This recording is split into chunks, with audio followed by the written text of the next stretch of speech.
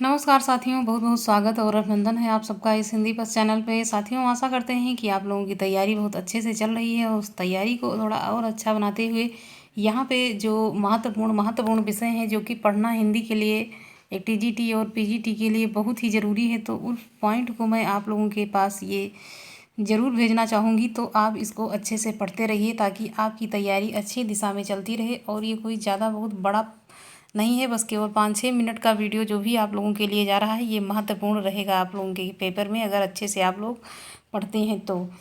यहाँ पे ये नाथ संप्रदाय से आज यहाँ पे नाथ साहित्य है।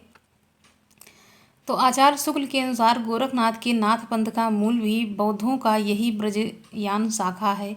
84 सिद्धों में गोरखनाथ गोरछपा में गिन लिए गए हैं, पर यह स्पष्ट है कि उन्होंने अपना मार्ग अलग कर लिया है। तो यहाँ पे क्या है कि बौद्धयान जो है बौद्धों की यही ब्रजयान शाखा है, जो 84 सिद्धों में गोरखनाथ गोरछपा में गिन लिए गए हैं। लेकिन उन्होंने अपना संप्रदाय अलग करके ये गोरख मतलब नाथ संप्रदाय में ये आ जाते हैं। आगे है कि नाथों ने ब्रजयानी सिद्धों के विरुद्ध मद मांस मैथुन के त्याग पर बल देते हुए ब्रह्मचर्य पर जोर दिया है। साथ ही शारीरिक मानसिक सुचिता अपनाने का संदेश भी यहाँ पे दिया है। किसने दिया है? तो ये नाथ जो हैं उन्होंने ये दिया है।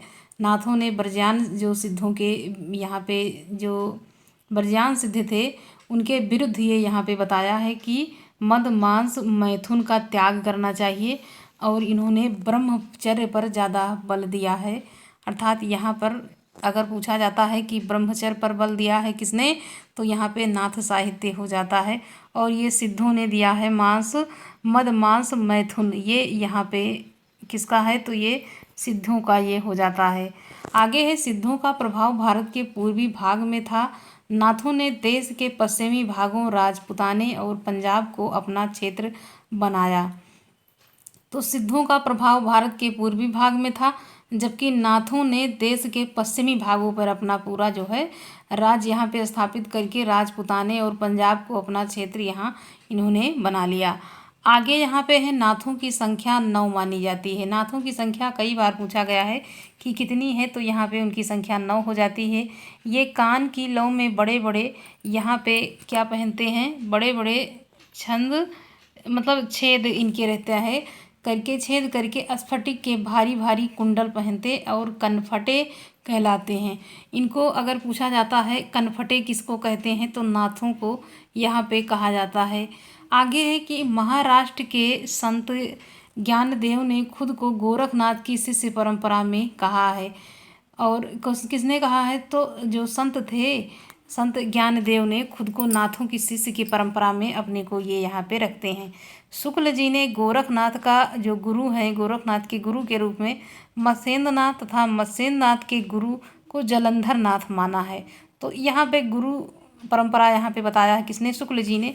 तो क्या कहा है कि गोरखनाथ का गुरु मत्स्येंद्रनाथ को और मत्स्येंद्रनाथ का गुरु यहाँ पे जलंधर नाथ को यहाँ पे बताया है। किसने बताया है? तो शुक्ल जी ने। ये शुक्ल जी का मत यहाँ पे हो जाता है। और इस प्रकार से गुरु परंपरा से कई बार एग्जाम में पूछा भी जाता है। अब यहाँ पे गोरखनाथ मत्स्येंद्रनाथ के शिष्य थे। किसके शिष्य थे? मत्स्येंद्रनाथ के शिष्य थे। गोरखनाथ ने पतंजलि के उच्च लक्ष्य ईश्वर प्राप्ति को लेकर के हठ का प्रवर्तन यहाँ पे किया। हठ योग का प्रवर्तन, ये प्रश्न भी कई बार पूछा गया है। किसने किया है? तो ये हठ परंपरा जो चली आई है ये गोरख संप्रदाय से ये यहाँ पे लिया गया है। इनके समय को लेकर के विवाद है। अलग अलग जो मतानुयायी हैं वो अपना अपना समय यहाँ पे बताते हैं।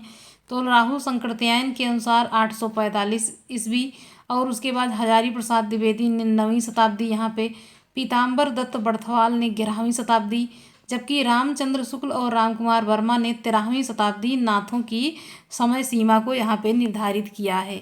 तो शुक्ल जी के अनुसार पूछे तो 13वीं शताब्दी बताना है, और पीताम्बर दत्त बड़थवाल यहाँ पे 11वीं शताब्दी बता रहे हैं, हजारी प्रसाद द्विवेदी 9वीं शताब्दी, और राहु संकृत्यायन 845 ईस्वी यहाँ पे मानते हैं। आगे है कि मिश्र बंधु ने इसे हिंदी का प्रथम ग्रंथ लेखक कहा है। मिश्र बंधुओं ने हिंदी का प्रथम ग्रंथ मतलब गद्य लेखक के रूप में नाथों को ही स्वीकार करते हैं। डॉक्टर पीताम्बर दत्त बड़थवाल ने गोरख के 14 ग्रंथों की प्रमाणिक प्रमाणिक मानकर उनका संपादन गोरखवाणी के नाम से किया है। किसने किया है? तो पीताम्बर दत्त बड़थवाल ने यहाँ पे किया है। यहाँ पे आगे है कि ये 14 ग्रंथ निम्न हैं।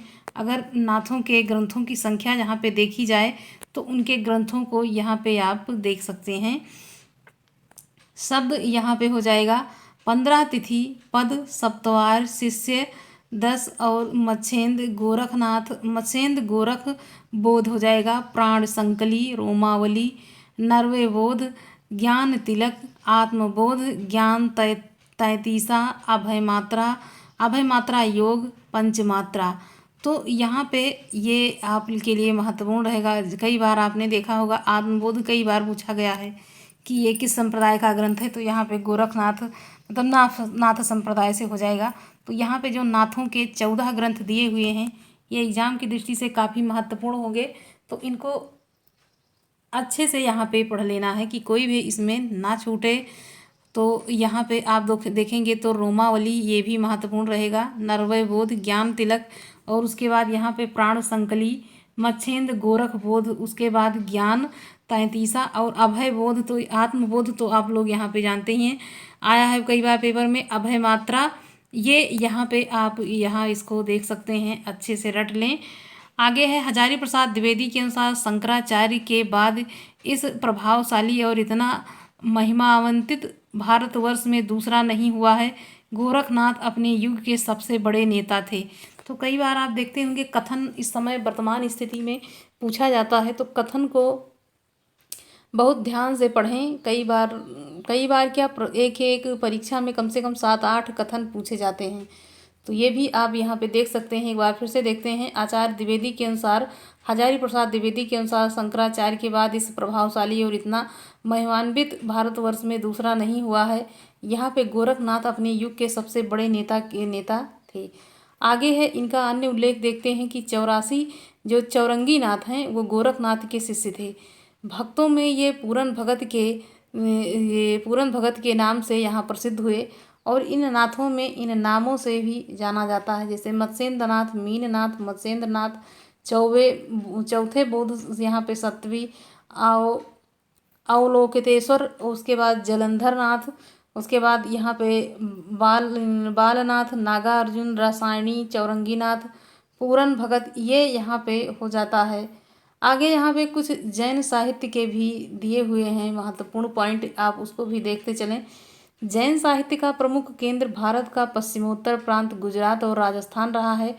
स्वयंभू, पुष्पदन, धनपाल, जिनदत्त सूरी, हेमचंद, सोमप्रभु सूरी, जैनाचार्य, मेरुतुंग आदि कवि जैन हैं। तो जिससे मुझे पूछता है कि इसमें से कौन से जैन कवि हैं, तो जैन कवि जितने भी हैं इसमें से स्वयंभू, पुष्पदन, धनपाल, जिनदत्त सूरी, हेमचंद, सोमप्रभु सूरी, जैनाचार्य और उसके बाद मेरुतुंग आदि ये जैन कवि हो जाएंगे। आगे है जैन साहित्य में रास काव्य परंपरा प्रसिद्ध रही, उससे संबंधित मुख्य तथ्य इस प्रकार हैं। जैसे प्राचीनतम ग्रंथ क्या है इसमें, रिपुदारण रास यहाँ पे संस्कृत भाषा में है।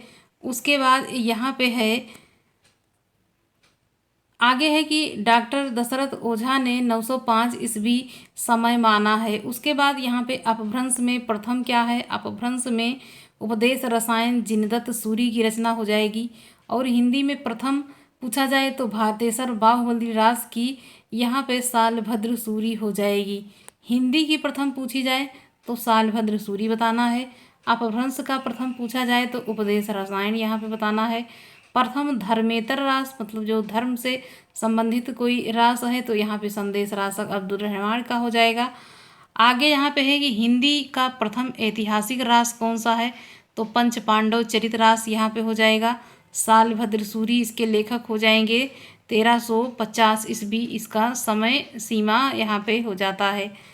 आगे यहाँ पे है कि डॉक्टर नगेंद्र ने देवसेन कृति श्रवकाचार को हिंदी की प्रथम रचना माना है।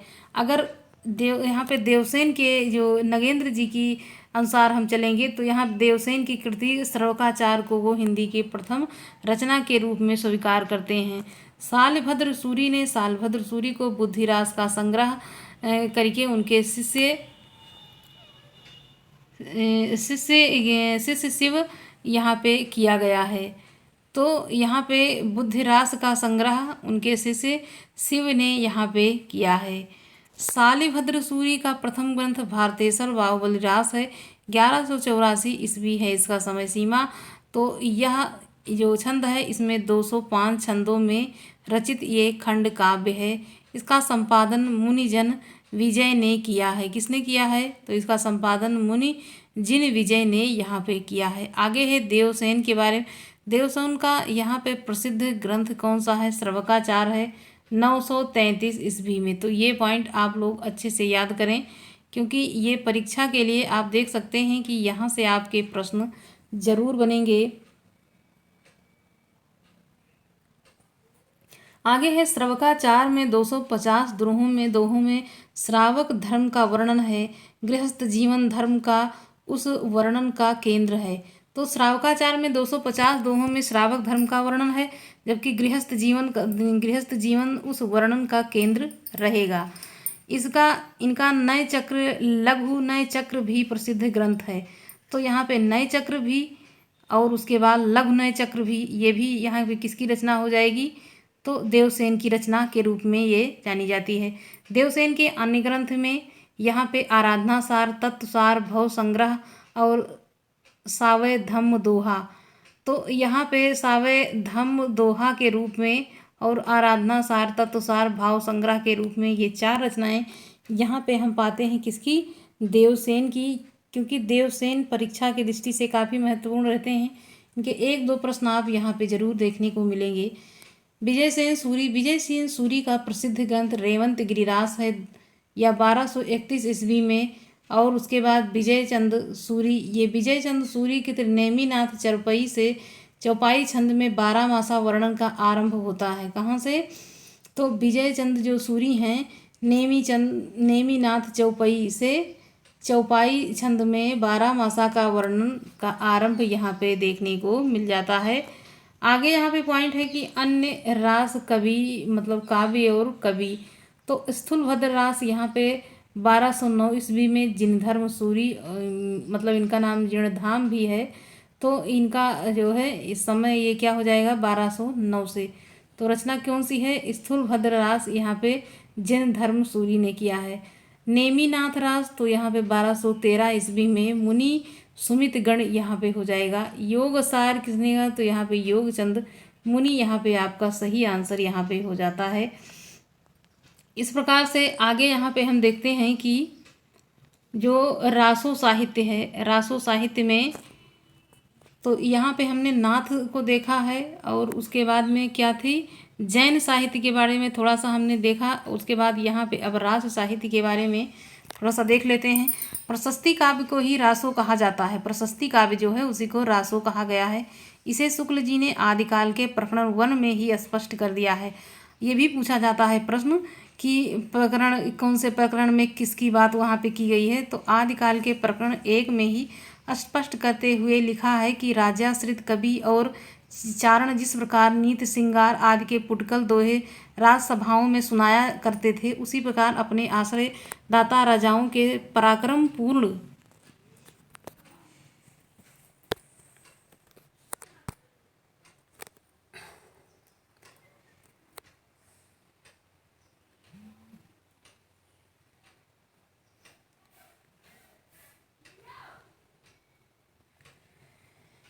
थोड़ा व्यवधान यहाँ पे है।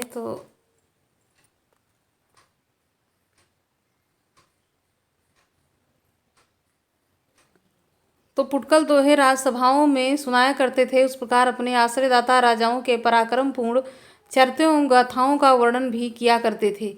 यही प्रबंध काव्य की परंपरा रासों के नाम से पाई जाती है। इसे लक्ष्य करके इस काल को यहाँ पे हमने वीर गाथा काल कहा है। तो यहाँ पे शुक्ल जी ने जो रासो जो साहित्य है उसको यहाँ पे जो है इन्होंने वीर गाथा काल के नाम से इसको पुकारा है। तो यहाँ पे आगे है कि प्रशस्ति मूलक काव्य वीर गाथाओं की मुख्य विशेषताएं इस प्रकार हैं।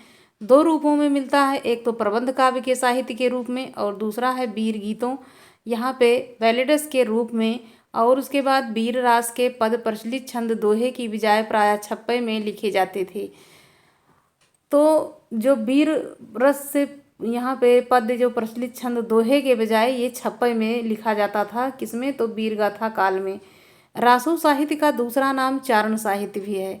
इसी को अलग अलग नामों से अलग अलग लोग यहाँ पे इस नाम को यहाँ पे सब लोगों को याद होगा लगभग लगभग।